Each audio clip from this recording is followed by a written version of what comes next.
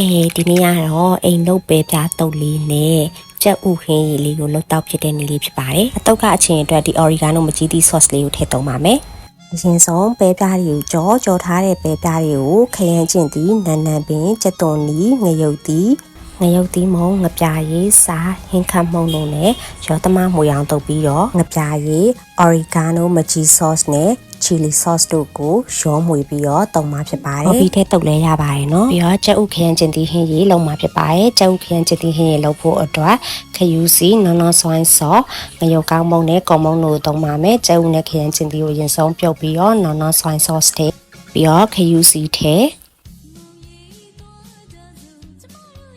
အယူစီထည့်ပြီးတော့အရည်လေးပြတ်သွားအောင်လို့ကော်မုံလေးထည့်ပါမယ်။ထည့်ပြီးတော့တမအောင်ရောမွေပေးပါမယ်။ကိုကအခု kitchen ထဲမှာချက်နေတာမဟုတ်ပါဘူး။ကိုရဲ့ဒီ